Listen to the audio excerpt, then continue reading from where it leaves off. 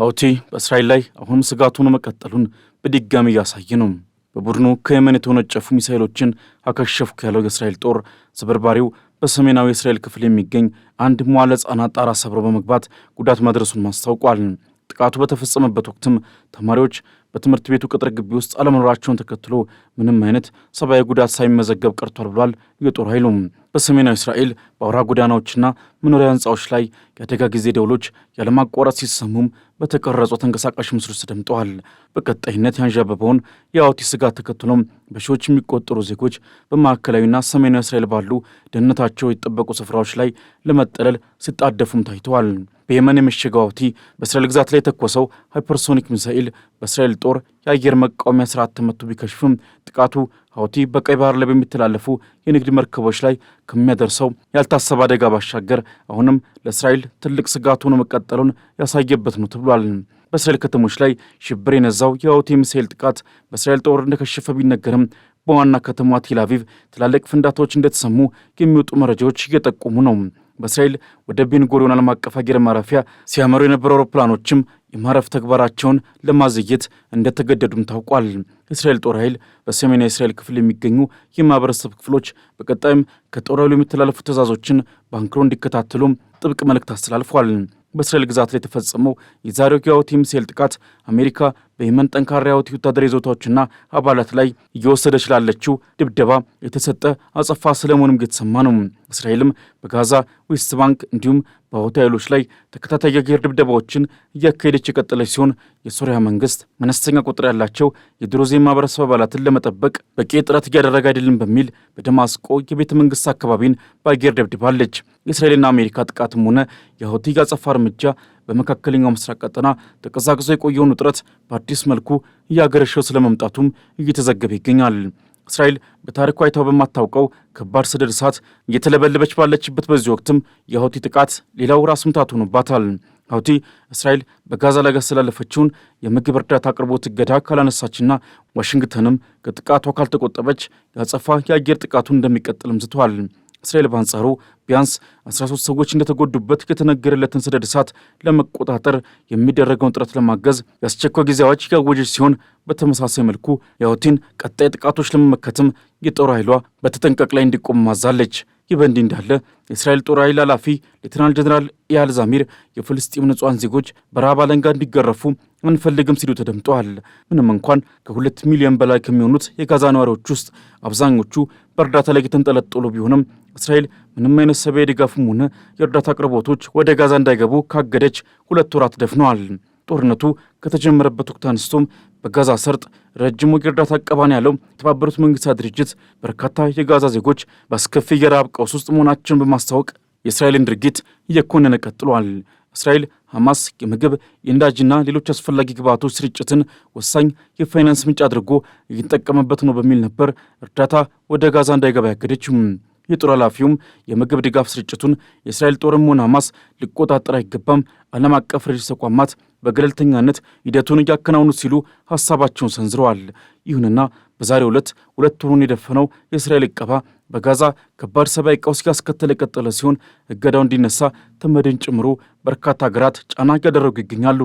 የእስራኤል ጦር ኃይል ኃላፊ ሌተናል ጀነራል ኢያል ዛሚር የቀድሞውን የወታደር ኃይሉ አዛዥ ሄርዚያ ሌቪን በመተካት ስልጣን ከተቆጣጠሩ 60 ቀናት ወይም 2 ወራት ገደማ ሆኗቸዋል። በእነዚህ ጊዜያት ውስጥ ያከናወኗቸውን ዋና ዋና ተግባራት ከገመገሙ በኋላም ይበጁኛል ያሏቸውን በርካታ ቁጥር ያላቸው ውሳኔዎች ላይ ደርሰዋል። በፍርስራሾች በተሞላችው ጋዛ በመጠለያ ጣቢያዎች ውስጥ ጎጆ ቀይሰው ኑሯቸውን ለቀጠሉ የፍልስጤም ዜጎች የሰብአዊ ድጋፍና የምግብ አቅርቦትን በተመለከተ ሐሳባቸውን የሰነዘሩት ዛሚር የእስራኤል ጦር ፍልስጤማውያንን ለረሃብ እንዲጋለጡ አይፈቅድም፣ ጦሩ በምግብ እርዳታ ስርጭት ሂደት ላይ በቀጥታ ተሳታፊ አይሆንም በማለት አረጋግጠዋል።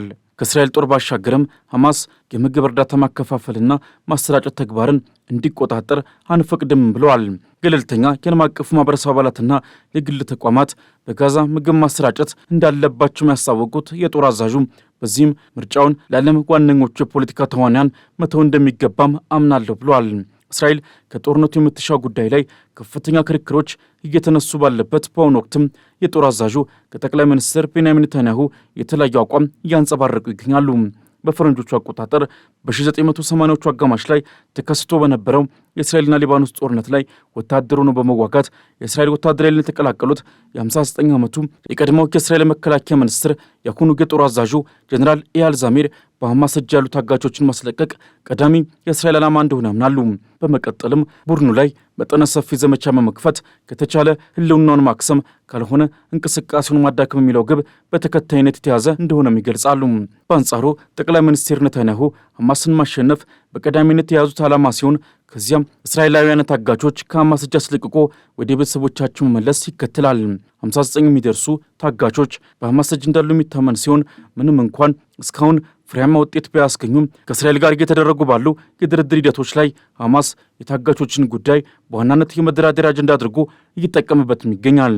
ሐማስ በቅርቡም ግማሽ የሚያህሉ በሕይወት ያሉ ታጋቾችን በመልቀቅ እስራኤል ለወራት በጊዜያዊነት ተኩስ እንድታቆም የሚል የተኩስ አቁም እቅድ አቅርቦ የነበረ ቢሆንም በእስራኤል መንግሥት በኩል ግን ውድቅ ተደርጎበታል።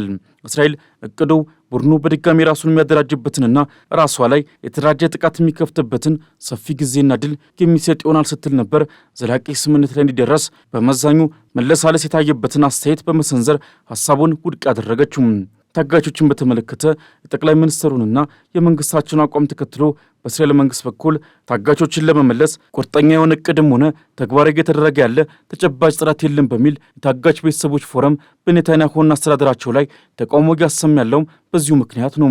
ከዚህ ባለፈ አዲሱ የጦር አዛዥ ሆነው የተሾሙት ጀኔራል ዛሚር በስልጣን ላይ በቆዩባቸው ጊዜያት ለጦርነቱ ሰበብ በነበረው የጥቅምት 7ቱ ጥቃት ላይ ሚናቸውን በአግባቡ አልተወጡም ያሏቸውን በርካታ የወታደራዊ ባለስልጣናትን ከስራ ያሰናበቱ ቀጥሏልም ተብሏል። ይሁንና አሁንም ጦራቸው በሐማስ ላይ በጋዛ የሚወስደውን ጥቃት በእስራኤልና በሐማስ መካከል ከተደረሰው የመጀመሪያው ዙር የተኩስ አቁም ስምምነት በኋላ አጠናክሮ እየቀጠለ ይገኛል። እንደ ጀሩሳሌም ፖስት ዘገባ ከሆነ በአዲስ መልክ ከተጀመረው ወታደራዊ ዘመቻ በኋላ 1800 የሚጠጉ በጋዛ ያሉ ወታደራዊ ኢላማዎች የተመቱ ሲሆን ኢላማዎቹ ምን ያህል ወሳኝ እንደሆኑ ግልጽ ባይደረግም ከ400 በላይ የቡድኑ ተዋጊዎች ተገድለዋል። በዳር ወር 2004 ላይ ከተደረሰው የተኩስ አቁም ስምምነት በኋላ በሊባኖስ 350 የሂዝቦላ ኢላማዎች ላይም በተወሰደው ያለ እርምጃ ከ140 በላይ የቡድኑ ተዋጊዎችን መደምሰሱን የእስራኤል ጦር ኃይልን ዋቢ አድርጎ ዘገባው አትቷል። የጦር አዛዡ እንደሚሉት ቴልአቪቭ ያላትን የአየር የበላይነት በመጠቀም በእነዚህ ቡድኖች ላይ እየወሰደች ያለውን ጥቃት አጠናክራ እንደምትቀጥል በመግለጽ ብሔራዊ ስጋትን የማዳከም የጦር ኃይላቸው ተግባርም የሚቀጥል ስለመሆኑ አስረግጠው ተናግረዋል። ዛሚር አክለውም የእስራኤል ጦር በሊባኖስ ከያዘው 5 ይዞታና በሱሪያ ውስጥ ካለው 9 ስፍራ ለቆ የሚወጣበት የመጨረሻ ቀነ ገደብም እንዳልተቀመጠ አስረድተዋል። ይሁንና የጦር አዛዡ አስተያየትም ሆነ የእስራኤል የቀጠለው ጥቃት በሁለቱም ወገኖች በኩል በግብፅ ካይሮም ሆነ በኳታር እየተደረጉ ያሉ የሽምግልና ሂደቶችን የሚያደናቅፉ እንዳይሆኑ ስጋቶችን አሳድረዋል።